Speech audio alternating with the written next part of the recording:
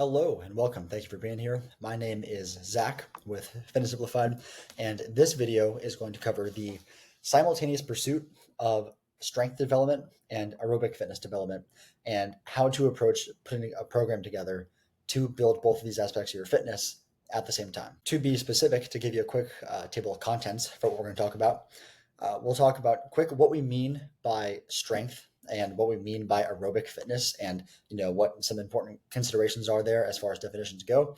We'll quickly cover the interference effect and if that is something that you should actually be concerned with.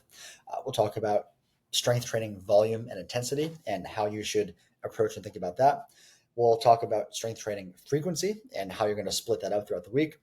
Some time-saving strategies for strength training, because obviously if you're pursuing two different domains of fitness simultaneously, that can become an important consideration. We'll talk about aerobic training how and intensity.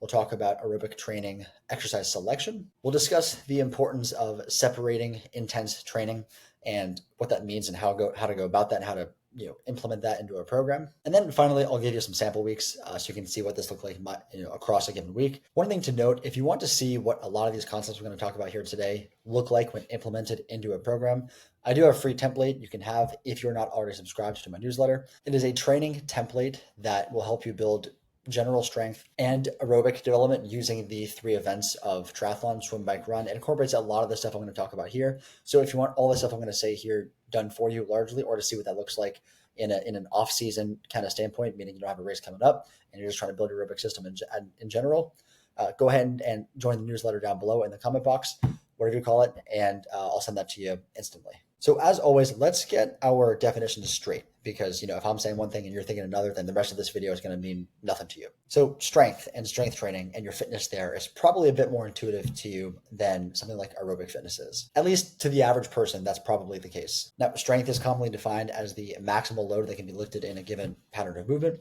or it can be defined as the maximal amount of force that can be produced by a given muscle. The main caveat I want to get out of the way by bringing this point up is that you should see, at least for the purposes of this video, the pursuit of strength and the pursuit of muscle building in your training as the same.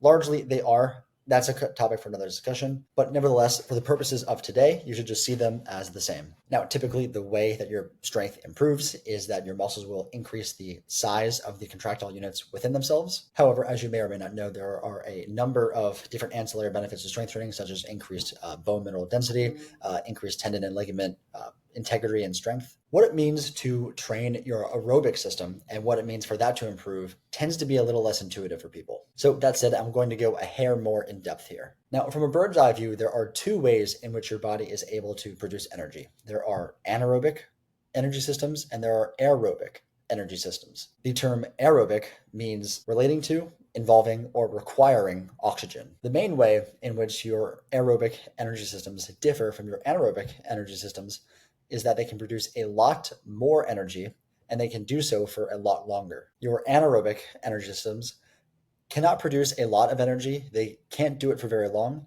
but they can do it very quickly. So for things like heavy squats, sprinting, that's when they become useful. Now, as a result of these two differences, your body's ability to take oxygen out of the air, get it into the working muscles, and use it for energy production is a limiting factor for a wide variety of things within fitness. This is notably true if you're talking about something like middle or long distance running, but it is also true if you're talking about the recovery in between sets of strength training or in between sessions of strength training. Now, in the path that oxygen has to take to get from the air into your working muscle and then be used to turn fuel or food into energy, there are four main points along that path that may hinder it, and then therefore four main points in which your body most notably improves. So one, there is the stroke volume of your heart. This is, simply put, how much blood your heart pumps every time it beats. As your aerobic fitness improves, your heart is able to pump more blood with every heartbeat, and therefore at any given heart rate and at your maximal heart rate, it is able to circulate more blood and oxygen throughout your body. The second point of aerobic limitation and or improvement is muscle capillary density. Now, these are just the exit ramps from your body's main blood supply to the working muscle. It's how, if there are more of these exit ramps, then it is easier for blood to get from the main arterial system into your working muscle. And conveniently, there is a notable increase in the number of these capillaries, these exit ramps inside your muscles as you improve from aerobic training. Then there is mitochondrial density. Now, mitochondria are called the powerhouse of the cell because they are where all of this aerobic energy production occurs. If there are more mitochondria in the muscle, then there are more of these factories in which your body can use oxygen to turn food into fuel. And so one of the main ways in which your body improves to aerobic training is that it increases the number and density of mitochondria within your muscles. And then finally, there is an increase in lipolytic or fat burning enzymes. Now, fats differ from carbohydrates in that they can only be used for energy aerobically. Carbs can be used either anaerobically or aerobically. So the more of these enzymes that your body uses to turn the fat into fuel, the higher the capacity it will have to facilitate aerobic energy production in general. Now, the first and fourth points that I just mentioned there, the increase in stroke volume and the increase in fat burning enzymes, happen at a body-wide level. The second and third points I just mentioned there, the increase in muscle capillary density and the increase in mitochondrial density, happen only in the limbs that are doing the work. Why this is important will be discussed a little bit later on when we talk about aerobic training exercise selection. Now, maximal strength can be assessed by just looking at muscle size, or you can look at your 1 repetition maximum on a given lift if you want to really assess what your strength is. You can use 2 RMs, 3 RMs, etc. To also assess strength, but 1 RMs are more commonly used. Maximal aerobic fitness is measured by looking at your VO2 max. Now, this is the maximal volume of oxygen that your body can get out of the air and into your working muscles and then use for energy. It is defined by the milliliters of oxygen per kilogram body mass per minute. Now, obviously, both of these are gross simplifications of what happens to your body when you perform strength or aerobic training. But before we dive into everything else, I wanted to give this a little bit of background so you kind of understand the differences and also understand what it is you're actually trying to improve with both of these modalities of training. So next up, let's talk about the interference effect. Short answer, it doesn't really exist. Long answer, slightly longer answer, it might exist if you want to compete in the Olympia or if you want to break the Ironman world record. I have a separate article video series covering that in more detail, which I will link below or somewhere on the video. I'll see if I can figure that out. So if you're interested in that and want to see the details of why I don't really think it's a concern for you, go ahead and check that out. Now, next up, let's talk about the volume and intensity of your strength training and what will be best for you. So first up, let's define what volume is. Most practically, volume is defined by the number of sets taken within 1 to 3 reps shy of failure per week. This definition of volume is usually set in terms of each individual muscle. So in other words, it would be number of sets per muscle per week. So as a quick example of what I mean by that, 1 set of leg extensions taken close to failure, 1 to 3 reps shy of being unable to do any more, would count as 1 set per week for the quadriceps. 1 set of squats taken to this intensity would count as 1 set per week for the quads, glutes, and lower back. And then 1 set of bench press would count as 1 set per week for your chest, triceps, and probably shoulders too, but semantics. So with that definition of volume, that also kind of covers the intensity portion of this section. And what I mean by that is that in pretty much all of your sets, excluding your warm-up sets, of course, you should try to take your reps within 1 to 3 reps shy of failure. The main reason that I am suggesting this definition of volume is that it has been demonstrated that if you get within 1 to 3 reps shy of complete failure on an exercise, it doesn't really matter how many reps that was. Whether it was you did 5 reps and you had 7 total until failure, or if you did 15 and you had 17 total until failure, you're going to get pretty much the same results in terms of muscle growth, muscle strength increases, etc. Now, again, I always forget to say this at the beginning of the video. It's too late now. There are 19 references I'm using to support the information I'm giving you in this article. They will be cited in the accompanying, or in this video. They'll be cited in the accompanying article that will be linked below, and they'll be cited next to the claims that they seek to support. So if you want to look any deeper into anything I'm saying, hopefully that helps you kind of pair each citation with each claim more effectively so you can find what you're looking for. So nevertheless, that said, how much volume should you do? Now, the general consensus of the research is pretty much that the more that you can do, the better, provided that you can recover from it. That said, there are important points to keep in mind when you're thinking about what you can recover from, including your current fitness level. And that means your aerobic fitness and your fitness in terms of strength, because higher levels of both of those will allow you to do more volume and handle it a bit more effectively. Your sleep hygiene, goes without saying, the better you sleep, the more you can probably handle. Another consideration is your stress from things like life, work, relationships, etc. Because at the end of the day, stress is stress. There's only so much total stress that our bodies can take. The less stress you have from outside of your training, the more stress you can probably take from inside of your training, and vice versa. The point of me bringing up these few different variables is that it's very hard for me to give any sort of hard recommendation here. So instead, I want to give you a little bit of a framework here that will help you clearly identify what is likely the best for you. So there's some evidence that has suggested that the lowest possible amount of strength training that you can do and still see some progress is somewhere between 2 to 3 sets per week, taken close to failure, as we said before. So that said, here's what I would do with that information. I would start your programming off with something like 4 to 5 sets per muscle group per week, and I would perform that volume of strength training for about 2 to 3 weeks or so. Throughout that time, I would monitor how you're feeling both in your training and outside of your training, in terms of, are you fatigued in your training, in your day-to-day, and monitor how you're performing. Now, you may very well find that you make good progress at that dose, you feel good, and you might just want to stay there. Something to keep in mind with increasing volume of strength training is that there does seem to be a bit of diminishing returns as you go. So in other words, going from 2 to 4 sets per week will give you much more benefit than going from 4 to 6 sets per week, even though that's the same increase. However, if you want to find what the optimal dose is for you to make the most, the maximal amount of progress possible, then every 3 weeks or so, I would increase the volume you're doing by, let's say 1 set per muscle group per week. And at a point, you will either, 1, stop making more progress despite doing more volume, or 2, you will feel noticeably more fatigued within your training and just day to day. Once you hit that point, if you back it up like 2 sets per muscle group per week, that is probably going to be the ideal dose for you, let's say. And that's going to vary person to person, which is why I don't want to give you some sort of hard recommendation here. Now, let's talk about strength training frequency, which is just how you split up that volume of strength training throughout the week. So, for instance, let's say you plan to do 6 sets of chest per week.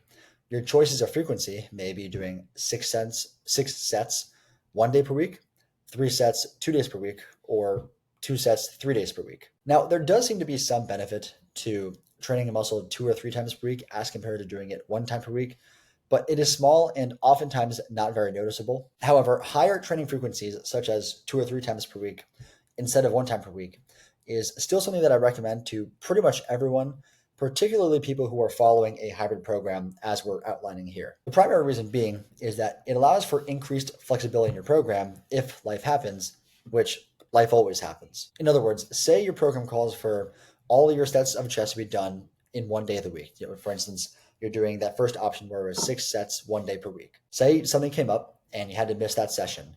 You would have therefore missed all of your weekly volume for your chest. If you split that training up into 2 or 3 sessions per week, then missing one would be no big deal. The other sessions will still provide enough of a dose to still see progress in that week, and you can just continue on with the rest of the program as if nothing ever happened. In practice, what this means is that if you're trying to follow hybrid programming, as we're discussing here, it is not in your best interest to follow a bro split, where you train 1 muscle group per day, or even a push-pull leg split, in my opinion. Rather, I would strongly recommend you use either full body workouts or you use upper body, lower body workouts. So that covered, let's start talking about some time-saving strategies for strength training. Now, I find these to be of particular importance for someone following a hybrid program, as at least half of your programming is going to be dedicated towards other variables of fitness. In particular, there's 2 that I want to highlight and help you get right. The first is an antagonist-agonist superset, which basically just refers to alternating between 2 exercises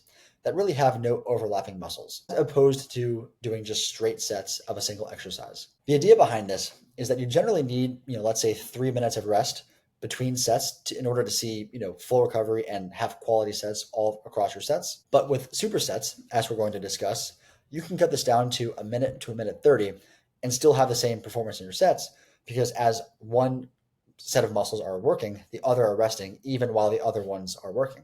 And by the time you get back to the same exercise for a second or third set, it will have recovered from the first time you did it. A 2023 study, which again will be cited below, found that participants can see the same amount of muscle growth, but achieve it in nearly half the time if they are using exclusively supersets. The key here is to alternate between 2 different movements that have nothing to do with one another. So for example, squats and deadlifts would not work because they both train your glutes and your lower back. Reverse lunges and leg curls would work though, because they have very little overlap. Now, to be clear, these don't need to be perfect opposite movements of one another. So for instance, a leg press and a dumbbell lateral raise would also work just fine because they have nothing to do with one another. The second time-saving strategy that I want to talk about are drop sets. Now, again, if you've been around the block long enough, these probably aren't new terms to you, but getting these right can make a big difference than just kind of, putting no thought into it. Now, a drop set refers to performing a set to failure,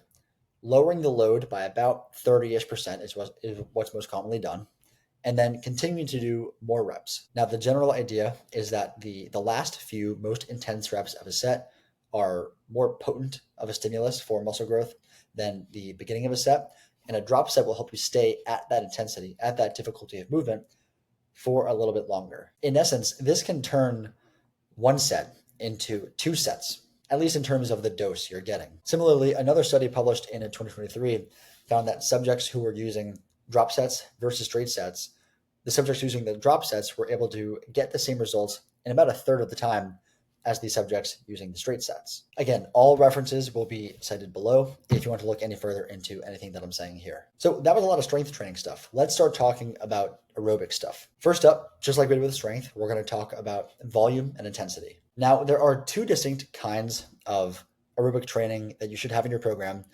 if you want to maximize the progress you see here. First, there is the higher volume, lower intensity training. Second, there's the opposite. There is the higher intensity, lower volume training. Now, I would go as far to say that both are equally as important as the other. Some of the adaptations you get from each of those are the same, and some are unique to one or the other. Now, the definition of what volume means for aerobic training can take many different forms depending on what you are using to do the aerobic training. So for example, if you're running, you can use miles. If you're rowing, you can use meters. The most practical definition, and the one that I would recommend for the purposes of what we're talking about here in this video, would be to use just duration of work done as your metric of volume. And that can be measured in minutes or in hours. And this can be used whether you're talking about 4 minutes done at max effort or 2 hours done at a low effort. Intensity also can be measured in different ways, but there's two here that I'm going to recommend that are going to be the most practical for you. The first, and you may have seen this coming, is heart rate. Now, to use heart rate to guide your aerobic training intensity would require you to know what your maximum heart rate is. Now, the simplest way to go about this is to just subtract your age from 220, which will give you what's called your age predicted maximum heart rate. Keep in mind, this tends to vary by plus or minus 10 beats per minute, which is a pretty big range. It's very imperfect, but for most people, it's good enough. I'm soon going to work on an article video series on how to figure out what your max heart rate is, how to do a test for that. If you want to be updated as to when that comes out, I would encourage you to check out my newsletter down below. I'll link that in the comment box or whatever you call it down there. And yeah, you'll be updated. So again, once you have your maximum heart rate, you can use that to define what is going to be low intensity versus what's going to be high intensity. Now, for our purposes here, just to make things simple, we'll define low intensity as 60 to 75% of your maximum heart rate, and we'll define high intensity as 85 to 95 of your maximum heart rate. Now, that is a bit of a wider range for the low intensity side of things than you might have seen in other sources as what you would define, whether you want to call it zone 2, low intensity, whatever. One of the reasons that I give this range is because, which heart rate will more accurately correspond to low intensity is a bit dependent on what you're doing for the exercise. And to, really most accurately figure out what portion of that range is going to correspond to low intensity for you is to pair your heart rate with your perception of effort, which is our second variable of measuring intensity, which is just your perception of effort. How hard do you feel like you're trying? Now, again, for these purposes, we'll define low intensity as an effort where you could hold a 20-word sentence without gasping for air, or it's something you could rate as a 4 to 6 out of 10 on a 1 to 10 scale. We'll define high intensity as an effort level in which you could not sustain a 10-word sentence, or something you would rate as 7 to 10 out of 10. So regarding the low intensity training, it is difficult to, again, give specific recommendations as to how much volume you should do. And again, for the most part, the more of this you do, the better it seems to be. And this is even more true for this than it was for strength training. That is not to say that you should instantly jump to the highest volume of low intensity training that your schedule will allow you to do.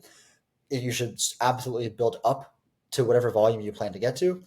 But nevertheless, it is the case that more does tend to be better. Part of the reason why that is that training at this intensity doesn't require much recovery, so your body can sustain a lot of it. I do have another article video series on zone 2 training specifically. I'll link that below because I think that we'll cover this in a bit more detail. That said, if you're brand new to aerobic training, a good kind of general framework is the following. You can start off with 60 minutes per week, and you can split that up however you want. That could be 4 or 15 minutes. That could be 320s. It could be 230s. Really, it's up to you. I don't think it's going to make that much of a difference. From there, I would add 10 minutes per week to your total duration done. Again, this is total duration done at this low intensity heart rate or perception of effort. A good goal to aim for most people is somewhere like 2 hours per week to maintain that for long term. That is a dose of low intensity training that, really realistically will give you good results for a prolonged period of time. However, again, though, if your schedule will allow for more and you like to do more, then you should probably do more, because with this sort of thing, more is better. Your high intensity aerobic training should be the exact opposite of what we just described for the most part. And given how much this type of training tends to hurt, it's really something that people can only sustain for about one time a week. Now, the caveat as far as like duration goes is that it does need to be long enough so that your aerobic energy systems are what is the limiting factor and not your anaerobic energy systems. And typically bouts of at least 4 minutes will do the job. So 2 examples of what this might look like include running 20 minutes for max effort, so the farthest possible distance you can run within 20 minutes, or whatever modality of aerobic training you want to do. We're going to talk about that next. Or you can do an interval workout, which could look like 2 minutes at a 5 out of 10 effort, 4 minutes at a 9 out of 10 effort. Repeat that 3 to 4 times. Typically at that point, you're not going to be able to do any more anyways. But nevertheless, hopefully that paints the picture of the polar oppositism.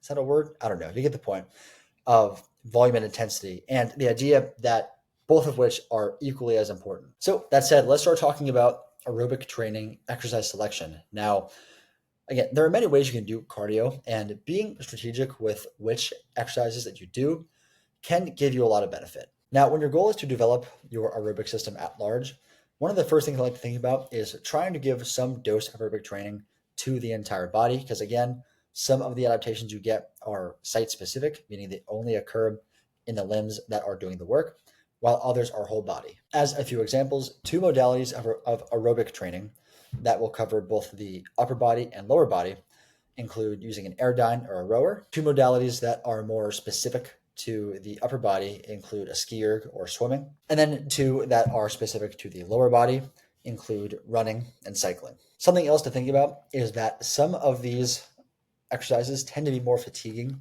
than the others. And really, at the end of the day, fatigue management and load management is the key to success with any of this stuff at all. So the 3 factors of an exercise that will make it more fatiguing relative to another include impact, which speaks for itself, eccentric loading, which eccentric loading is just the lengthening of a muscle under load. So if you imagine a bicep curl, when you're lowering the weight and your bicep is lengthening, that is considered the eccentric portion. When you're lifting the weight, when your bicep is shortening, that is considered the concentric portion. And then large ranges of motion also tend to contribute to more fatigue than shorter ranges of motion. So for instance, running has a little bit of eccentric loading and obviously involves some impact, which is why it is very commonly perceived as more tiring or harder than something like cycling, which has none of those 3 things. So the bottom line is having some combination of modalities of aerobic training in your program can be to your advantage.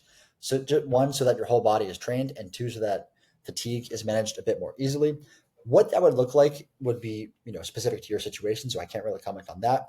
But it's just something to think about when you're going about designing your program. So next, let's talk about the separation of intense training. Now, as you may guess, high intensity training tends to be more fatiguing than low intensity training. And here in this section, when I say high intensity training, I'm referring to things like heavy squats, interval running, threshold running, plyometrics, you name it. So in general, it is best to give a muscle at least 48 hours in between sessions in which it is trained intensely. So for instance, let's say you have heavy squats planned on a Tuesday. You very well could do an easy run on Monday or Wednesday, but you probably should not do an interval or threshold run on the Monday or Wednesday. Again, simple point here, but it does make a big difference in terms of how you feel throughout the week and how you'll perform long term. Now, to wrap up this video, I wanted to provide you with some examples of what this all looks like put together and what a final product of all these details might look like. Now, to see every individual detail implemented into a program and see what that might look like, if you're not already, I would encourage you to join my newsletter, Fitness Simplified Fridays. And when you do, I will instantly send you a free training template that incorporates all of these different aspects into the program. If you're already a subscriber and you don't have it and you want it and you want to see what all this looks like put together, just shoot me an email at info@fitnesssimplified.org and I'll shoot it over to you, no problem. In addition, you'll get my best training and nutrition tips sent to you every Friday at 9 a.m. for free. But that's, I digress. To give you some more examples, I'll tell you how you might organize a week from bird's eye view using 4 different examples. For these, I'll leave out all the minute details of what individual sessions might look like, et cetera, all that sort of stuff. But hopefully these extra examples give you a better idea of how to adapt something for you. So first example, assuming you are training 1 time per day and you have a high likelihood of completing your sessions and you have access to a wide variety of equipment, my preferred sort of structure or split, if you want to call it, is the following. And these will all assume you start the program on a Monday. So Monday would be like a full body strength or power kind of day.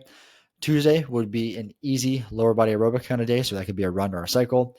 Wednesday would be an easy upper body aerobic day. That could be a ski erg or a swim. Thursday would be a lower body strength. Friday, upper body strength. Saturday, VO2 max intervals of some sort. And that could be bike. That could be running, et cetera. That could be airdyne, rower, ideally lower body or full body is the preference there. And then Sunday would be another, ideally full body aerobic easy day. If you are someone who has access to less equipment or you need more flexibility in your schedule, another example could be the following. So Monday, again, full body strength. Tuesday could be a stationary bike ride followed by an incline treadmill walk. So it's a true low intensity zone 2 kind of day. Wednesday and Friday are both going to be full body strength kind of days. So, 3x full body strength days, Monday, Wednesday, Friday. Thursday could be a ruck with a weighted vest, or it could be an easy run. And then Saturday would be another easy run, ideally a long run on that day. Sunday would be a rest day. And hopefully that's clear of how that sort of schedule might give you a bit more flexibility as opposed to the first one, because you're really just alternating between training strength on everything one day, training everything aerobically one day, back and forth. So if you miss a session, no big deal. You'll get right back on track the next day. If you are someone who has much more limited time and say you can only train 4 days per week, you could do 2 full body strength days per week. You could do 1 cycle and 1 run. As long as there are at least 48 hours in between the 2 strength days, it doesn't really matter what days you do those on. And finally, if you're someone who wants to do as much as possible or as much as is needed to see the most results possible, and you're willing to train twice a day, then what you could do is the following. So Monday in the morning could be a ski erg or a swim session. The evening of Monday could be a lower body strength day. Tuesday morning could be a stationary bike easy ride, whereas the afternoon, Tuesday, could be an upper body strength day. Wednesday, rest. Thursday would be the same thing as Monday, so morning would be either a easy ski erg or easy swim, and the evening would be a lower body strength day. Friday would be just an upper body strength day, no 2 a day there. And then Saturday would be a long run and Sunday would be another rest day. Now, one of the main points I wanted to make by giving these different kinds of schedules is that there's really no one right way to skin this cat. What is best for you really depends on what your specific goals are within strength and aerobic development, what your schedule looks like, etc. If you want all of this done for you and you want the best results possible given your situation, I would encourage you to check out my one-on-one coaching. I'll put a link for that down below. You can find some more details about that there. But that said, I'm going to end this here. So I hope you found that somewhat helpful, interesting, or somewhere in between. And I will see you next time.